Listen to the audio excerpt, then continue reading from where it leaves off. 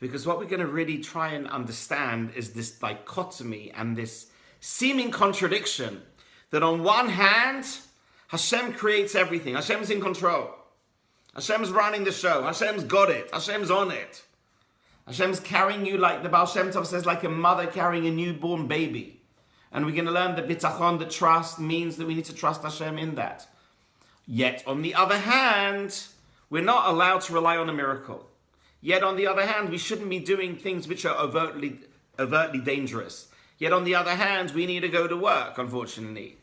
Yet, on the other hand, we're not having manna raining down from heaven the way it was in the desert. So what we're going to try and really get to grips with tonight is where does really bitachon, where does trust end, and hishtadlus, which means the word for effort, the word for putting the work in, begin.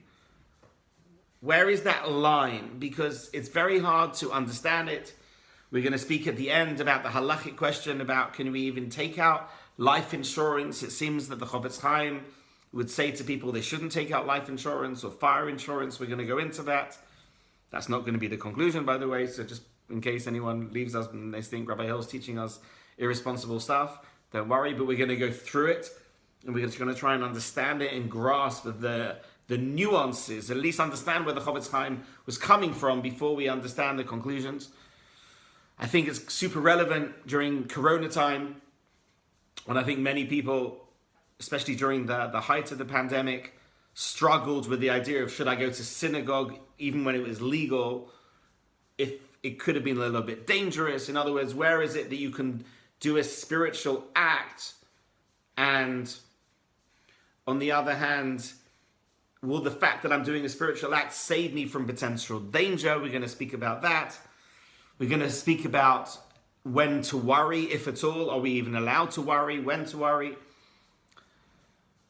And critically, we're going to ask you how much hours of work should you be putting into your own livelihood? For those who are dating, how many dates do they need to go on to do hishtadlus? So we're going to try and cover a lot tonight, I hope, with Hashem's help. And let's begin with the fundamental first point, which is the following.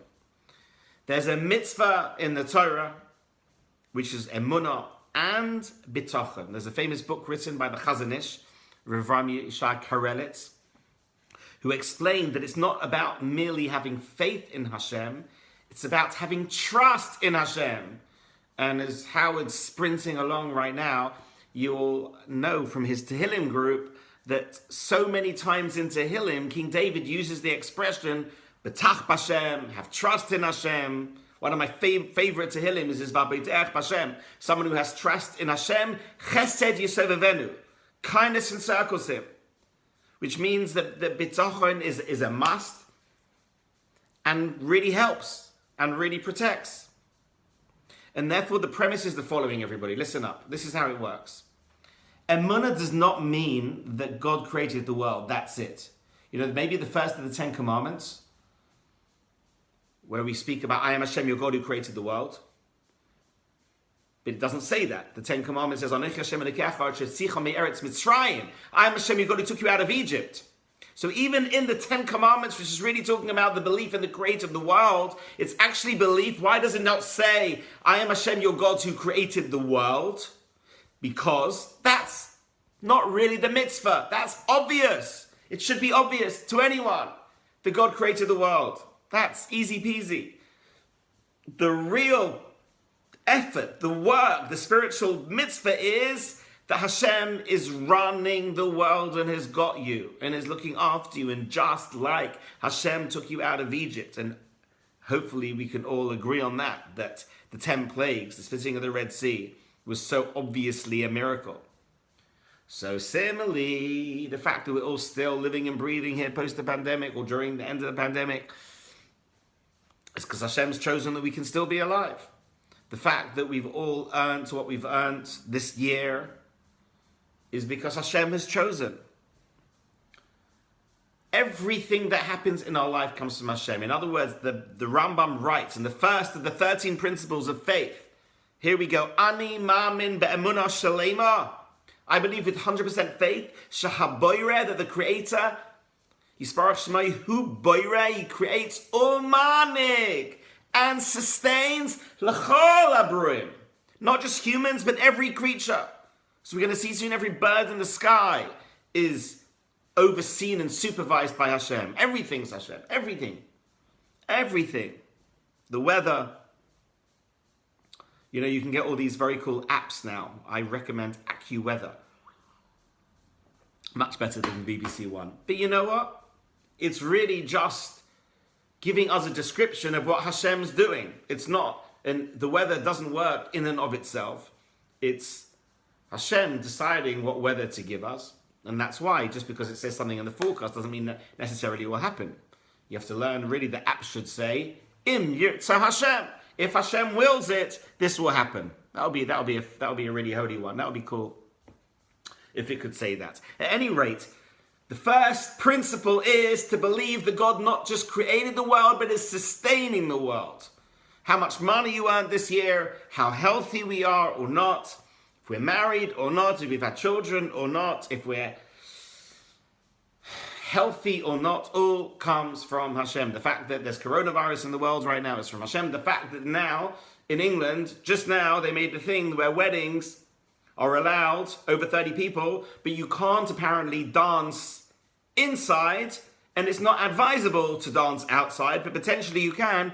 All that nonsense actually is coming from Hashem, meaning Hashem wants now the chosen and colors, the bride and grooms who are going through, please God, their weddings over the coming weeks, to have to deal with this interesting law that Boris Johnson seemed to pluck out the air, but we believe, and the Baal Shem Tov would say absolutely, actually Hashem decided that. You think Boris Johnson can decide how the dancing should be at a wedding? Hashem's decided that people should need to go through this journey, this struggle. It's probably an ordeal. It's complicated. There's probably spiritual growth needed for people to work out, is it safe? Should I go against the law? What do I need to do? I'm not saying what you should do. I'm just saying it's complicated. And people are going to be going through their own level of struggle. But that's coming from Hashem. In other words, everything comes from Hashem. It says, Leiv Sorei B'Yad Hashem. When the politicians are making law, it's not really them making the law. Hashem made the law and they're just transmitting that which Hashem. So what's happening in Israel right now, where Netanyahu is now in the opposition and Naftali Bennett is the prime minister today, that's from Hashem. That was decided on Rosh Hashanah. That was decided on Rosh Hashanah. So when people are getting so het up in Israel about it and so intense, everyone needs to chill out, relax. As King David says, Hashlech al Hashem, cast your lot off to Hashem, hu yichalkecha, he's got it. Hashem's on it. We just need to sit back and watch the show. So on one hand, there's a principle to believe in Hashem. So for example, Rabbeinu Yonah writes, there's a verse in Deuteronomy, chapter 7, verse 17, which Hashem says, though the nations are more numerous than I am, how can I dispose of them? You should not be afraid of them. The Torah says, we're not allowed to be afraid. We're not allowed to be afraid. You know, I was walking back from shul this morning, and I was saying a Zvar Torah with one of my friends from shul, and someone just walking past started quite aggressively shouting at me, "Free Palestine." Shouting at me, "Free Palestine." So, I'm Naftali Bennett. Maybe, we're both quite bald, so maybe he thinks that I'm Naftali Bennett. Maybe. But probably not. Probably it was more anti-Semitic. But it was really important, and it was so interesting. I came out of davening, and I was all on a bit of a spiritual high, and then all of a sudden, Free Palestine. So, but it would have been absolutely wrong to be afraid, or to be, we're not allowed to be afraid. We're not allowed to be afraid. We're not allowed to be afraid. As Rabbi Nachman says, the whole wide world is a very narrow bridge. We're never, ever, ever allowed to be afraid. So that's the principle. That is the principle. And there's many, the Chazon Ish, let me put it the way the Chazon Ish writes an amazing book I really recommend, called Emunah V'Bitochen. I'm sure Tzvi's read it already 10 times. But the Chazon Ish writes, negation of trust, if you don't have bitachon, it's a deficiency in the cognitive soul, and one who denies it barely has any part in the principles of Judaism. That's pretty harsh. That's pretty hard. In other words, you might think, 1 minute, I believe in God, I just don't believe he's really involved in the minutiae. That, according to the Chazon Ish, is heretical. That's not good. And by the way, as we're going to see soon, the Chazon Ish isn't Hasidish. She's very Lithuanian, and this is a rational Lithuanian Maimonidean approach. The Moreh Nevuchim says very similar things, that, and as you see, that the principle of the rational Torah Jew is that God's involved in everything, in the minutiae. And more than that, and as a result, we have to put our trust in Hashem. We have to have trust in the providence. So, for example, there's a piece of Talmud in Chulin, page 7b, which says, a person doesn't lift a finger down below unless this was decreed from above. Everything. In other words, if you hurt your little finger, that was from Hashem. You know, I had a bit of a mosquito, but I think it was a mosquito. I was itching all over Shabbos. It was really painful. Not very, very nice. And then I had like, oh my gosh, am I allowed to put any creams on? And then I can't put a cream on, but is there anything I can do? But that mosquito that bit me, Hashem decided last Rosh Hashanah, Avi Hill needs to get bitten on that Shabbos and have that ordeal of how to deal with the mosquito bite and deal with the itching. So even the mosquito doesn't have free will to choose who to bite, who not to bite.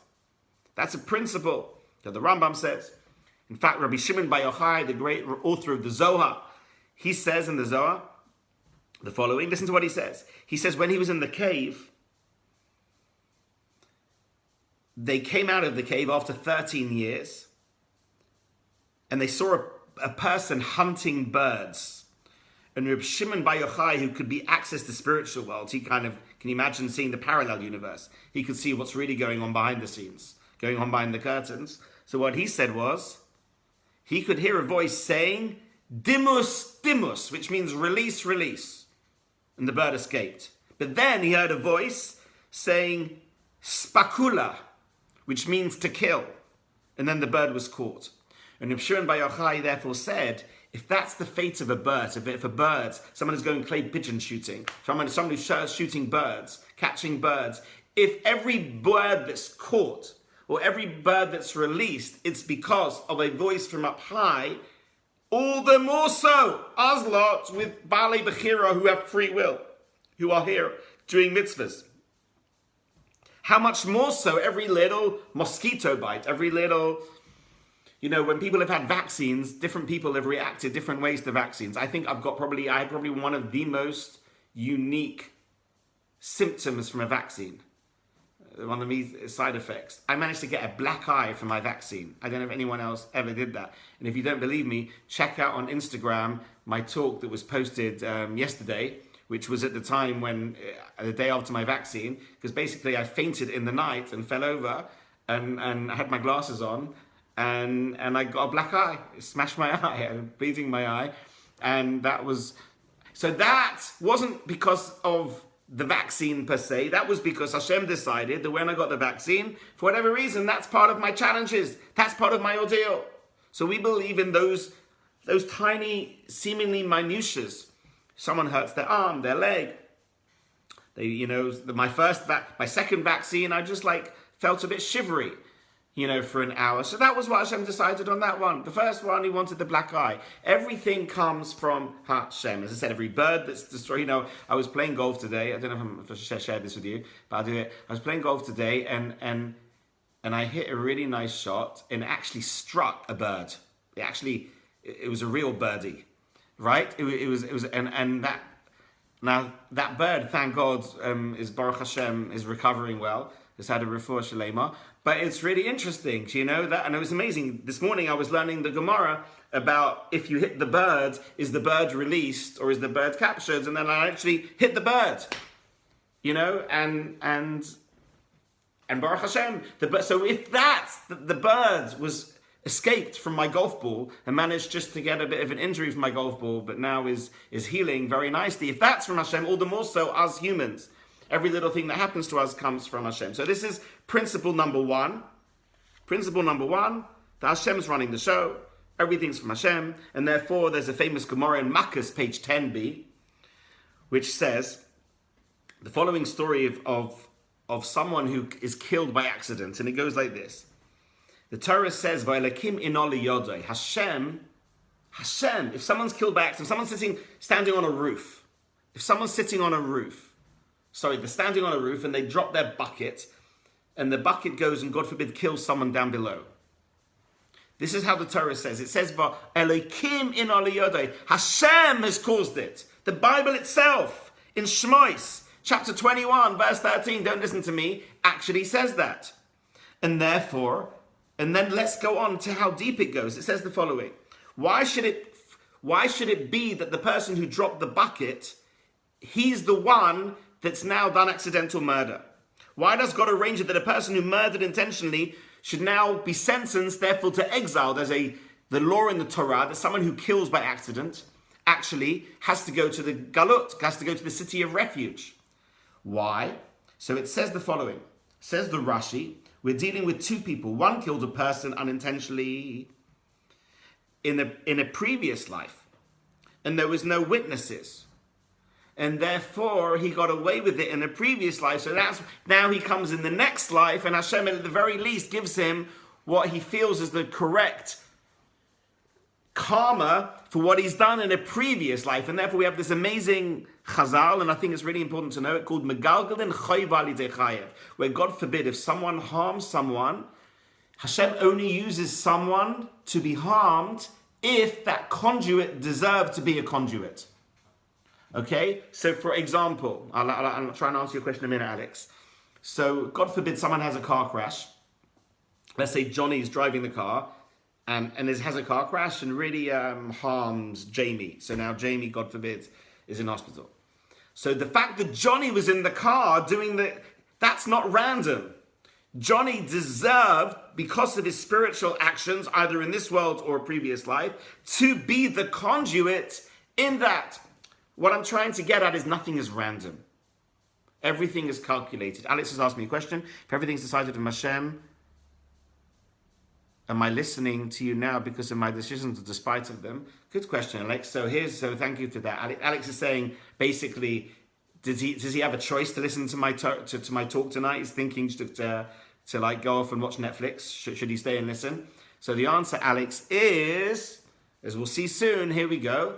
Hakol bidei shamayim. Everything's from Hashem's hands. Chutz miyira shamayim. Apart from fear of Hashem. So whether, God forbid, you're going to make a horrific decision to go and turn off Rabbi Hill now and to go and watch Netflix, not a good idea. But if you choose that horrific decision, that'll be your choice. That's not Hashem. For you to give charity tonight, or say Tehillim tonight, or to say Shema tonight, or to do mitzvahs when it comes to your spiritual actions, that's you.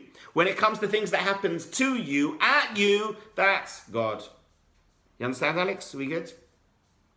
So, with that said and done, now we understand the problem. If everything's from Hashem, then am I allowed to be fearful?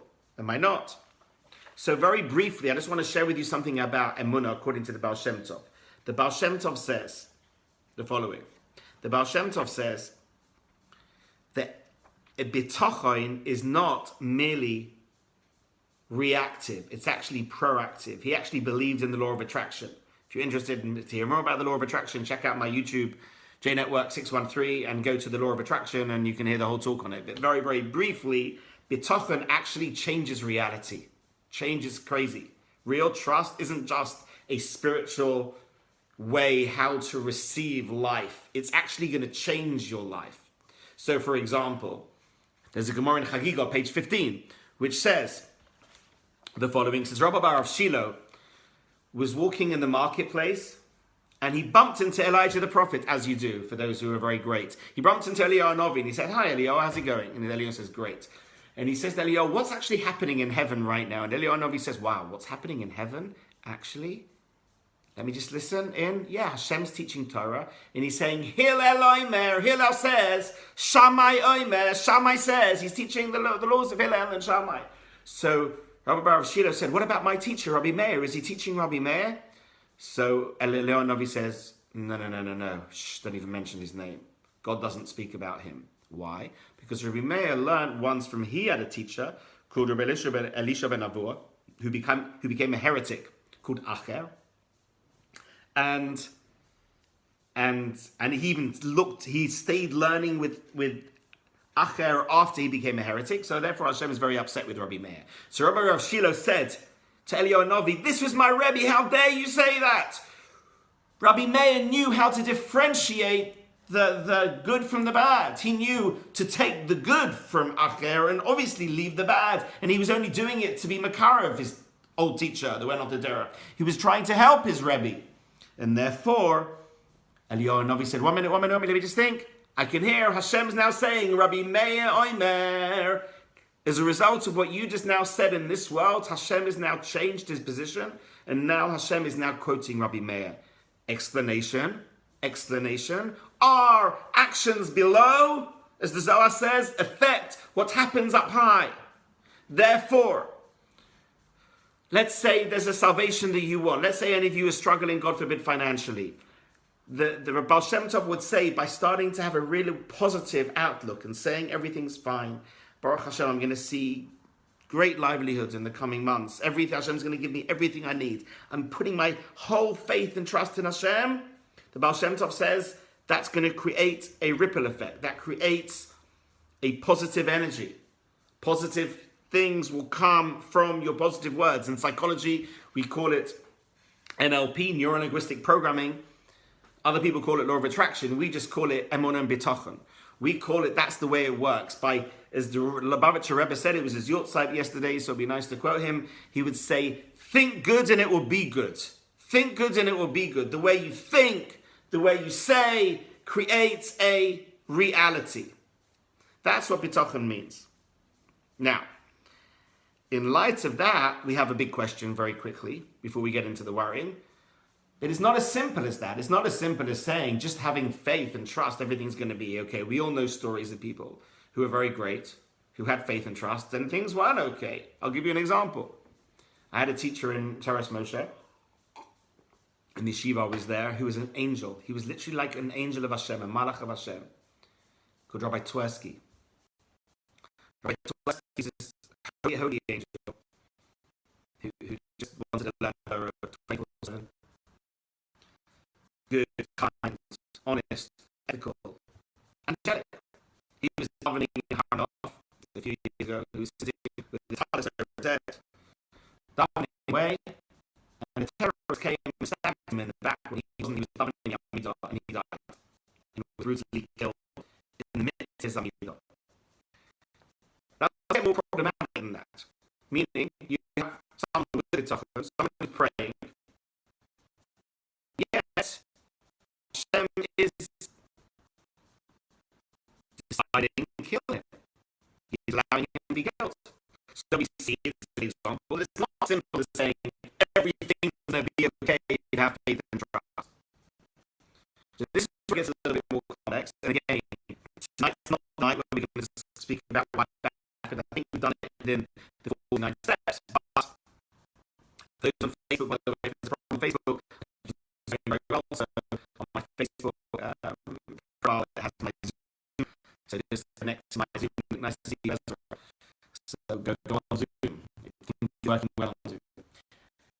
So the question of why that can happen, I'm not going to go into tonight. But what we're going to say in light of the fact that meaning in light of the fact that it doesn't, things don't always go to plan, creates now the complexity of maybe then you can say it's okay to be fearful. So I want to share with you a few famous pieces in the Talmud, which I think is going to be really important as a foundation. You might know these ones that are very famous. The first one in the Talmud Brachot, page 60b, which says the following. It says, Rabbi said, a story about Rabbi Akiva. There's a story in Rabbi Akiva. Rabbi Akiva came to a certain city. Listen to this story, but I really want you to take it into your lives and use it in your lives. So this is not. Rabbi Akiva went to a city and looked for a place to stay. So if you've done that, you've been looking on Airbnb, maybe you're always struggling to find a place to stay. Right? So Rabbi Akiva was struggling to find a place to stay. And when he went to the city, he let him in. So Rabbi Akiva said, wherever Hashem does this for good, call Ramana of it, of it. That's Rabbi Akiva's man. Wherever Hashem does good is good. So he went and he gave the rooster a donkey and a candle, and he went to sleep in the field. He went to sleep in the field.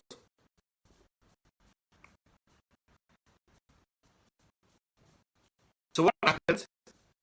A wind blew and extinguished the candle. A cat came and ate the rooster. Then there came a lion and devoured the donkey. So all the things he brought is now being destroyed. But yet, what does Rabbi Akiva said? Whatever Hashem does is for good. Again, Facebook, everybody, please go on to Zoom if there's a problem on Facebook. That night, the city was occupied by an enemy army that captured all its inhabitants. Rabbi Akiva said, didn't I tell you whatever Hashem does is for good? Had he been staying in the city, he could have been taken to captivity. Had he had the voice of the rooster or the donkey been heard or the candle been burning, the enemy army would have noticed him and captured him. If anything ever happens to you, which is seemingly short-term upsetting, it's a problem, things don't go to plan, God forbid, you lose your job, you lose a relationship you're in, you have troubles and tribulations. Rabbi Akiva's message to you will be to say the words, whatever Hashem does is for good. That's it. There's nothing else. Now, you're going to ask me, what about when terrible things happen? He would say that as well.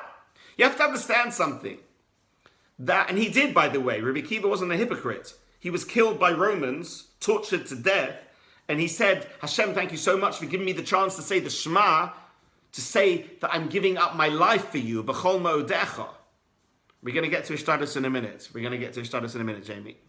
So, Rabbi Akiva, even in the midst of death, understands that he's entering life. And this is, in other words, one of the ways to understand why bad things happen is because this world is short-term. There's actually a bigger plan. There's something called the world to come. That's the eternal world. So even if things happen not the way we'd like it now, there's a plan. There's a reason why Hashem is doing what he's doing. There's a long-term gain from the short-term pain. And Rabbi Akiva understood that, and he was able somehow, amazingly, in the midst of him being tortured to death, to see the good in that, because he believed in this principle, whatever Hashem does is for good. Then you have another great sage in the Talmud who has something similar, called Nachum Ish Gamzu. Nachum Ish Gamzu. So this is in the place you find it in Ta'anit, page 21a. Why is he called Nachum Ish Gamzu? I want you to become Tzvi Ish Gamzu now. I want all of you to become the person of Ish Gamzu. Why? Because Gamzu means Gamzu Latova. This is also for good. Because whatever he said, whatever happened, he would say Gamzu Latova. This is also for good. So, for example, to quickly tell you what the story is with him. One day, the Jews went to send a gift to the Roman emperor. When the question arose as to who should be the one to bring a gift, it was decided that Nachum Ish Gamzu should go because he actually could experience with miracles. He was given a crate full of diamonds and pearls as a gift to the emperor. He went on his way and spent the night in a guest house. The owners of the guest house got up at night, stole the precious stones, and filled the crate with dirt. Not a good idea as you're about to go to the emperor wanting to give a beautiful gift. Nachum presents himself to the emperor, opened up the crate, saw that it was full of dirt. The emperor wanted to kill the Jews who sent Nachum because he was being mocked. Nachum said, no, Gamzu L'Tova. It's all for the best, king, that you've got some dirt. It's amazing. Baruch Hashem, you've got the dirt. Says the Talmud, Eliyahu Hanavi came and appeared to those in the emperor's entourage as one of them. He said, maybe this is the dirt of Abraham, who threw it at his foes. The story in the Bible is when Abraham was fighting the kings, he took this magic dirt, threw it to the enemies, and it killed them. The dirt became swords, and the stubble became arrows. And there was a country that the emperor couldn't succeed in conquering. They used the dirt that Nachum brought in their war, and they conquered it. So they brought Nachum the treasure house, filled the crate with diamonds and pearls, and sent him home with great honor. So when Nachum and those who accompanied him returned from the emperor's house, they stopped on their way back to the same guest house. And the owners of the guest house said, why did you bring to the emperor that he honored you so much? He said to them, I gave him the dust that you gave me. And the guest owners demolished the entire building and brought all the dirt to the emperor. They said, the dirt that Nachum brought you is our dirt. So give us money as well. And the emperor said, let's check your dirt. And their dirt didn't work. Meaning, in short, says the Talmud, simply saying, Gamzu L'Tova, it's all for the best, changes reality. If we could learn to have the mentality of, the attitude of Gamzu L'Tova, things will become good even But God forbid, if we have what we call self-fulfilling prophecy, if we say negative things, the last week's parsha, there was two Risha'im called Dasan and Abiram, two wicked men, who when Moses called them and said, let's chat about it, let's have a discussion, let's try and get you away from the rebellion of Korach. Do you know what they said? They said, Lo na'aleh, we definitely won't go up. Oh, lo na'aleh. They kept saying, we definitely will not go up. We're not going to come to you. We're not going to become friends with you. Do you know what happened? Instead of going up, they went down. Says the Baal Shem Tov, if someone puts words of, that's why you're not allowed to pretend to be ill. You can't pretend to have an injury because you're tempting fate.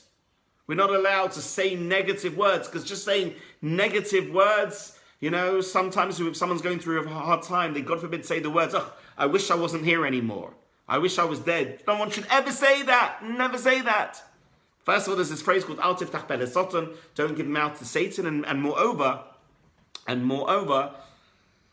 we're creating a reality. Words create reality. So what I'm getting at is part of bitachon isn't just to trust Hashem, but it's actually to be saying words which create good reality. Now, in light of all this, now let's answer the questions.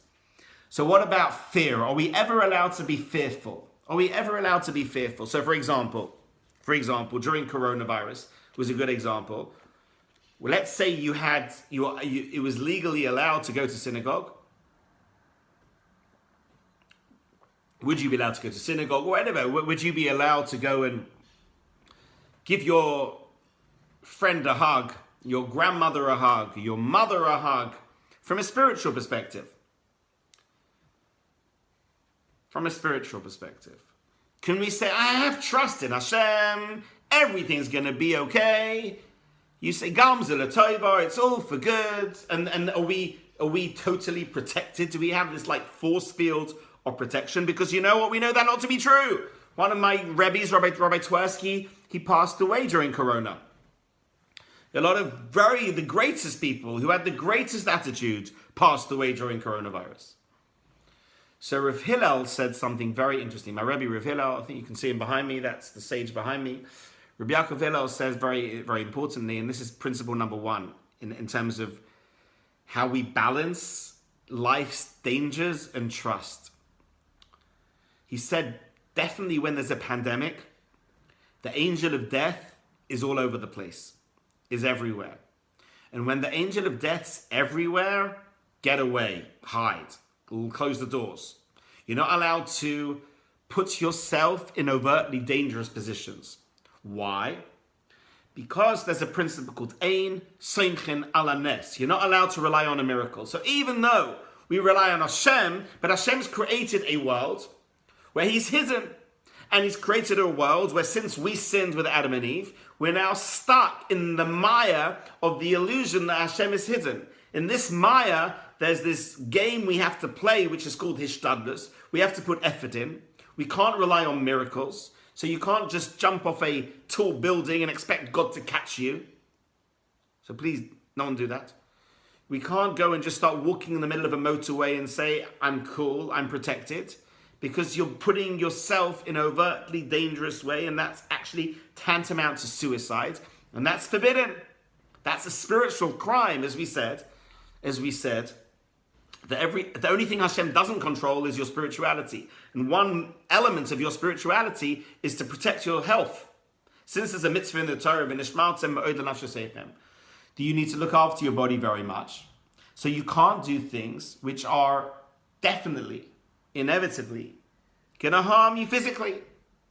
We can't just say, hey, I've got trust in Hashem, everything's going to be okay. Doesn't work that way. So I want to bring you out a Ramchal, Mesilas Yesharim, that some of you with me on last night heard a bit of it. I'm just going to repeat a little bit and go on a bit. So the Mesilas Yesharim says the following. It says there's a difference between two kinds of fear. There's appropriate fear and irrational fear. So if you're paranoid, if you're neurotic, then that's wrong. That's too much. But if, with all rationality, your doctors and rational, objective people are saying this is an act of danger, then you should not be going there. You should not put yourself in that situation, right? So I went and played golf today, and it was very, very hot. So I thought, you know what, fine, I've got to wear some sun cream because I'm giving a class tonight. I don't want to get burnt, don't want to get ill. Like, you're meant to put on sun cream if you're going out in the sun. Makes sense, right? Makes sense. Even though I've got very dark skin, so normally I think I don't need it. But you know what? It was really hot today. I thought Hashem would want me to put on sun cream. Why? Because we're not allowed to rely on miracles. You can't put your hand on fire and expect not to get burnt. And then he says something amazing. The way he says the following, he says, Mesilas Yesharim, in chapter 9, the Ramchal, said, when there's a likelihood of one coming to harm, it's different. When it's likely and evident that you'll come to harm, then you've got to take precautions. But when it's not evident, then you shouldn't be worried about it. So, for example, there's a Gemara in Chulin, page 56, that says, we do not presume the existence of a blemish that we cannot see. A sage can only rely on what his eyes can see. Meaning that we do have to make these, and this is hopefully what Boris Johnson and the scientists did in the UK and everyone's doing around the world, trying to work out right now with this new Delta variant, how problematic is it? How dangerous is it? Is it very dangerous? How many people can die? If we just open up everything, is it going to create inevitable danger? Or is there neurosis and people are being neurotic and people are being too careful? So that's the judgments. It's complicated. It's judgments, but us in our own little lives need to make these decisions. Need to work out. You have to ask, would Hashem want me to do this? Is this inevitably dangerous? Is this rationally dangerous? Or, is people are just very nervous, but they're being excessively nervous? We've got to make these judgments. But here's the point. Yes, you're not allowed to do things which are dangerous, but, says Mesilas Yesharim, you're never, ever allowed to worry or be fearful. That verse in the Torah in Devarim, which says you're not allowed to worry, that is what the first thing I'm going to say tonight. So the bitachon means you can't worry. Yes, you take precautions, but when you take precautions, it's like you're taking precautions, but Hashem.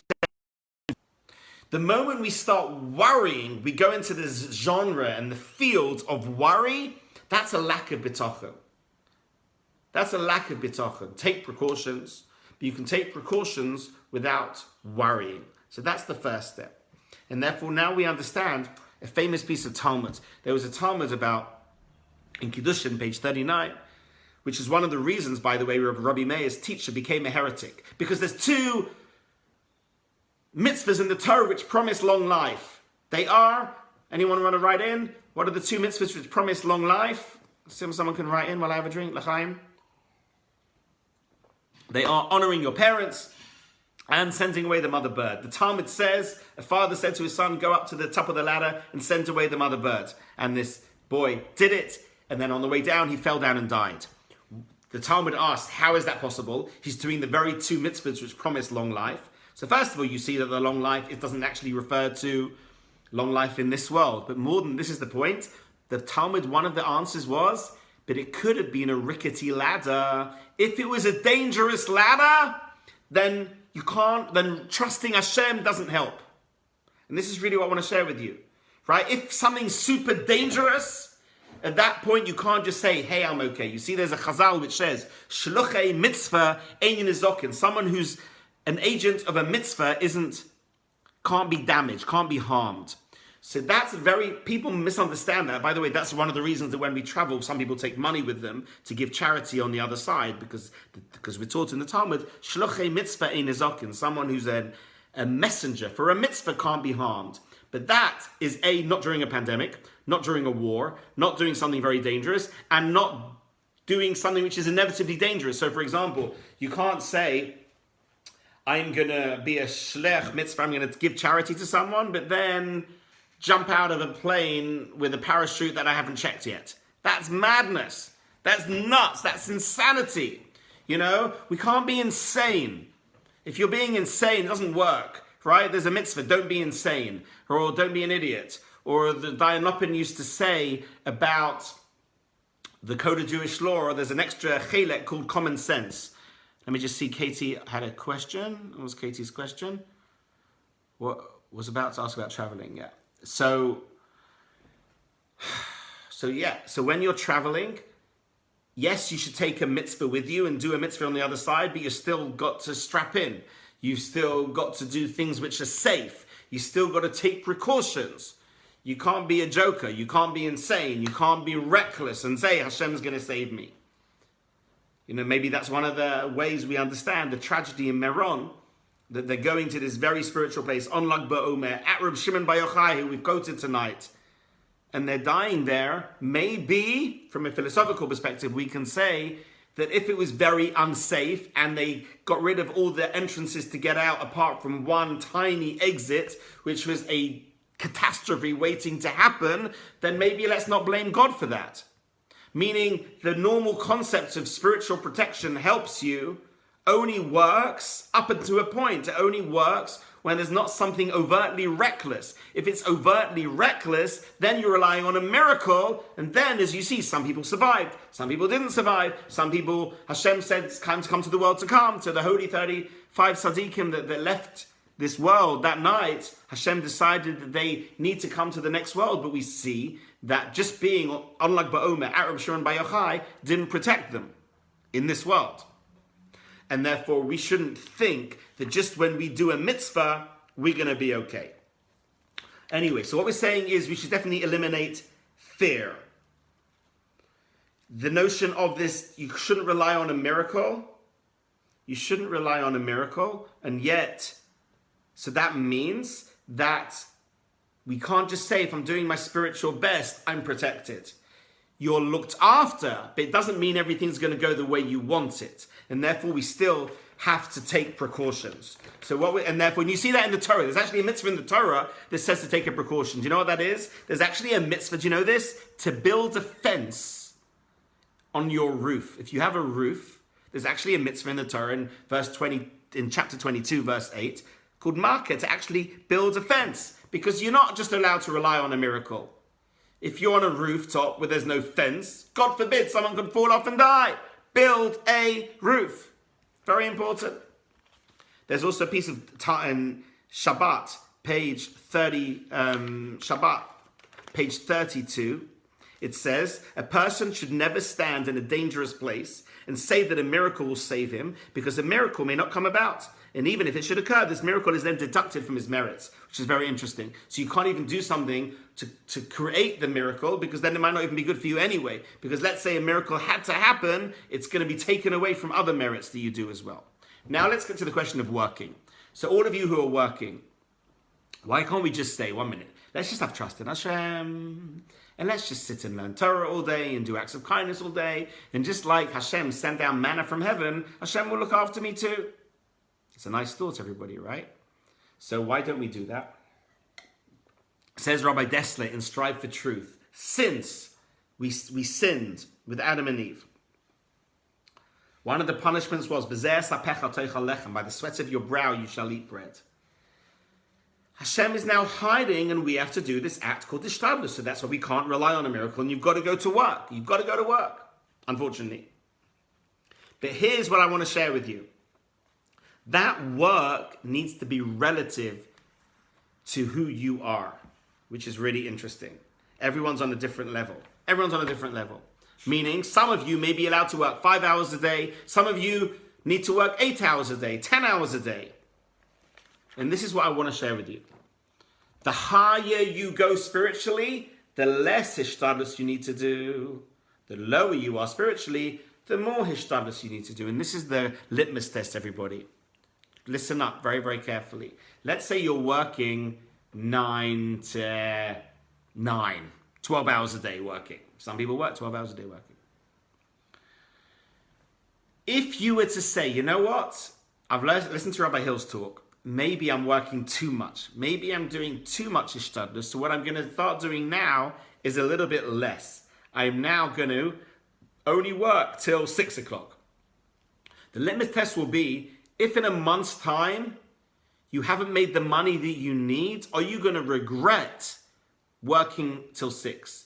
If you're going to say, I'm cool, I'm good, I worked for as much as I needed to, I gave in, work is about making the vessel so Hashem can fill it. That's all it is. So therefore, let's say any of you who are looking for new contacts with businesses, On one hand, you could be sending out emails 24/7 to try and find new clients and try and find new connections and new contacts.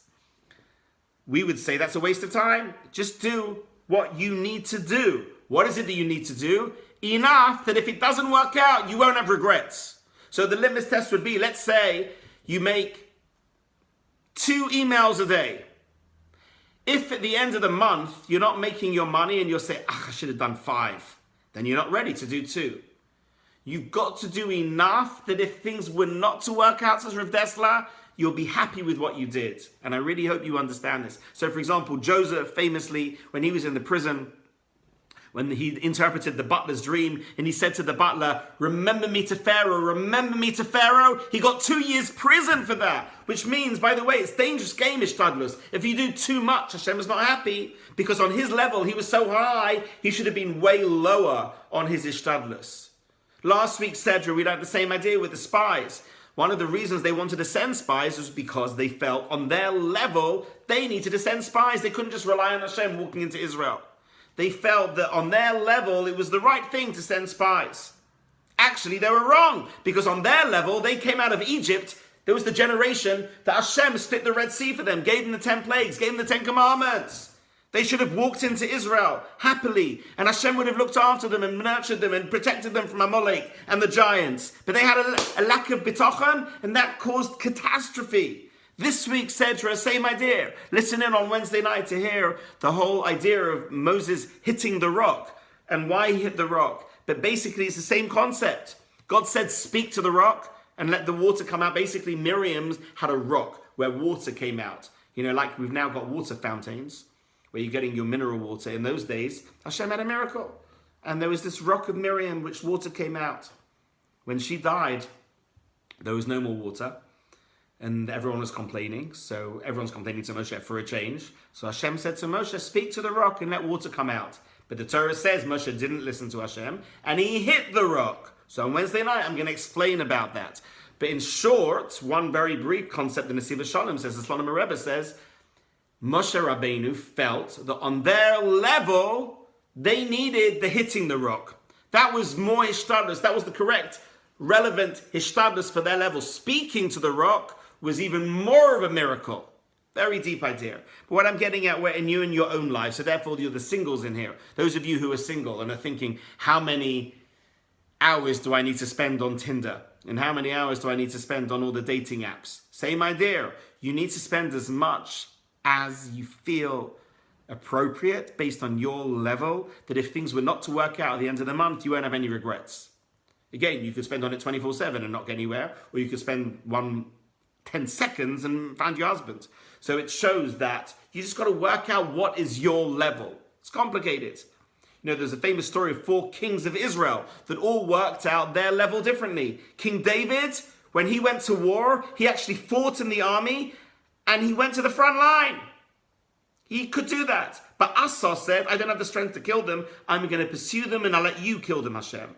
Yoshaphat said, I don't have the strength to kill and not to pursue. I'm just going to sing. He said to Tehillim. Yoshaphat just davened. Chizkiyahu said, I can't do any of that. I'm just going to go to sleep. Chizkiyahu HaMelech went to sleep. Meaning, let me explain. This is Rav Dessler, because they didn't want to, this is where it gets complicated now. And I really hope you can feel this tension, this point. The problem is, and think about it, when you work, let's say, how many times do you think you're the cause of your success? I'm so good at what I do. I've got this. I'm an expert in this field. I know how to make money.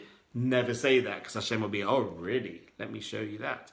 Can you imagine how many restaurant owners and nightclub owners, and before Corona, they thought they were counting all their money, and now just terrible balagan. So, you never know what's around the corner. And this is a very big wake-up call. But the point is, Chizkiyahu was saying he didn't want to go into war because then he was worried that his ego would say, psh, look at me. So Chizkiyahu said for him, he's just got to go to sleep, because then he knows it's nothing to do with him. It's really deep, really, really deep.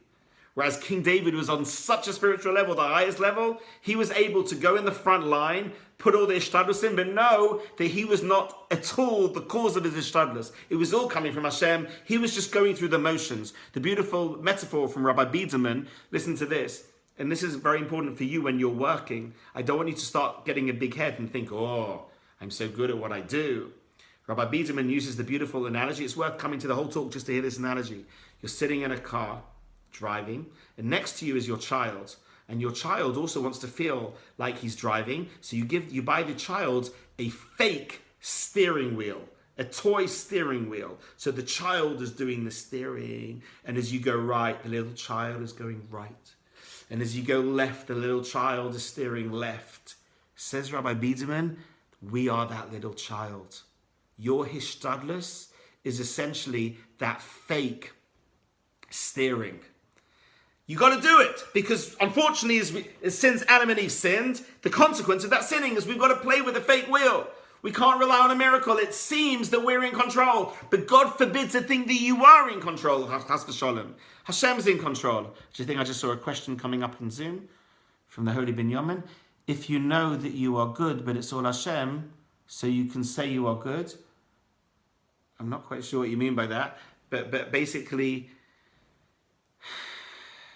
you've got to work out, how, for example, if someone says, Hashem, I trust you, I'm just going to sit and learn Torah all day and I'm going to expect miracles to happen. Most people aren't on that level. We can't be doing that level.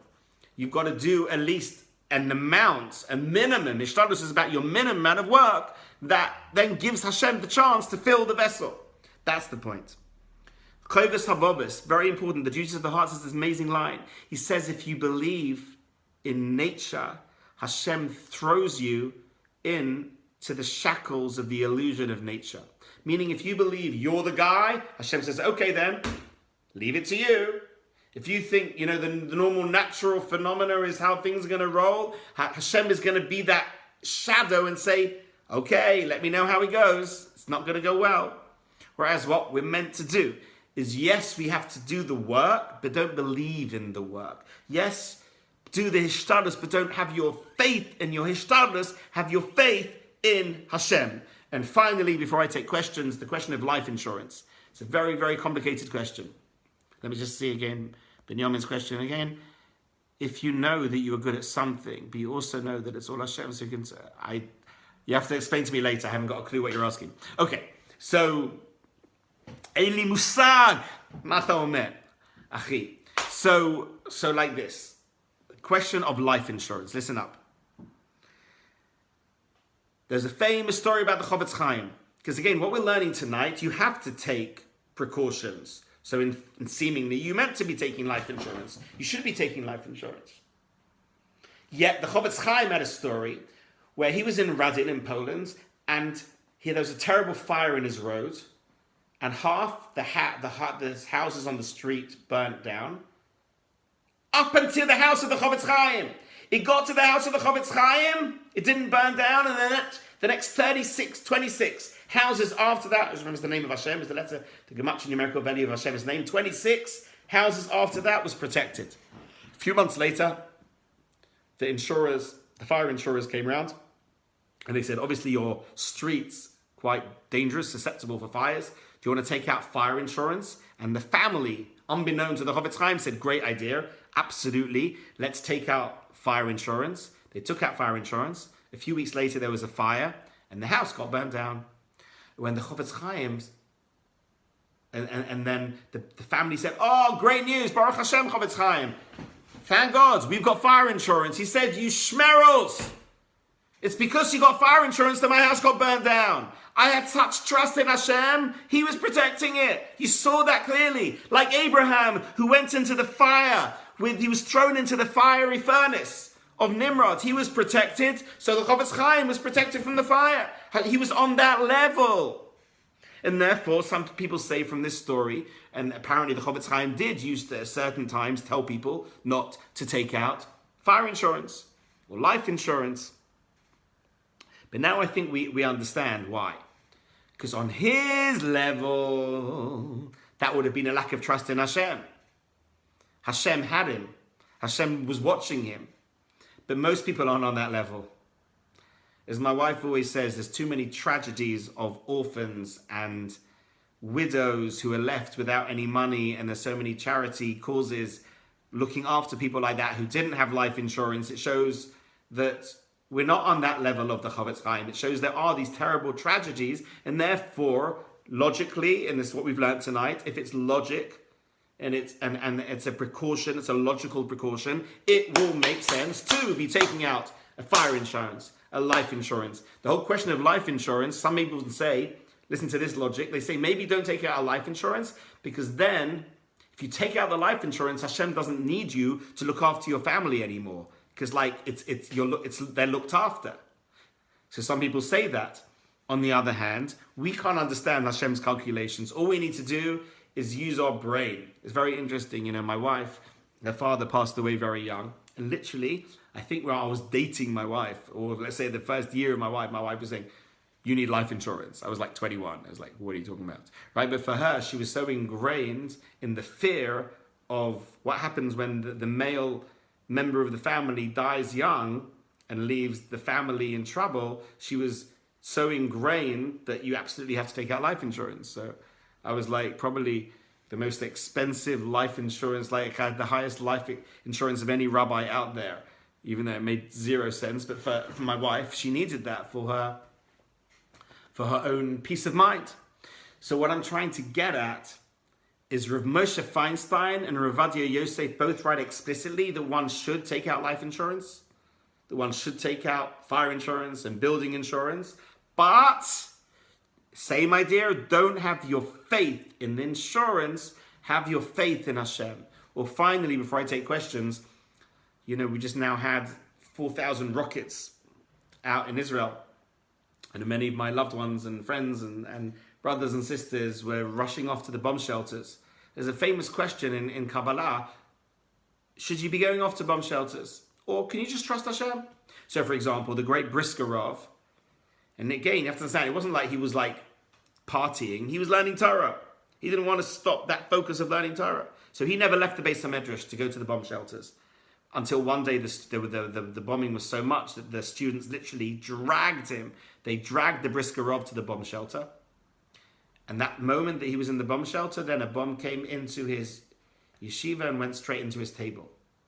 And afterwards they say, "So wow, Baruch Hashem, we saved your life." He goes, "You sausages, don't you understand? You've caused the damage in the table. You can bathe with the table now. If I was there, it would have been protected." Because again, the Brisker Rov was on that same level as the Avram Avinu, the Chavetz Chaim. He was on the spiritual level. In fact, I heard a similar story this Shabbos. There was a great rabbi called Rabbi Grossman, who was one of my role models. Rabbi Grossman,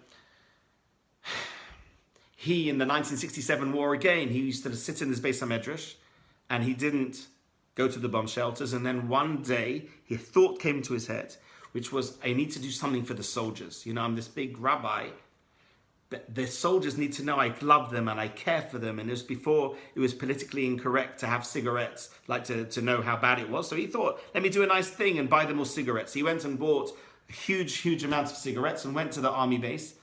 And they said, like, "Rabbi, what are you here for?" He goes, "I've got a free gift for everybody." And they look after him, and he came into the army base. He was giving out cigarettes. He came back home afterwards. He found out a bomb had gone into his shelter. A bomb had gone into his Beis HaMedrash, where he was normally learning. A bomb had gone in that day. But again, maybe it was the same idea, that if he was learning there, the bomb wouldn't have gone in. But here's the point. Tzaddikim like Rabbi Grossman, the Brisker Rov, the Chavetz Chaim, Avram Avinu, they don't have to go into bomb shelters necessarily. They're playing on a spiritual different level. Chizkiyahu HaMelech went to sleep in a war instead of fighting.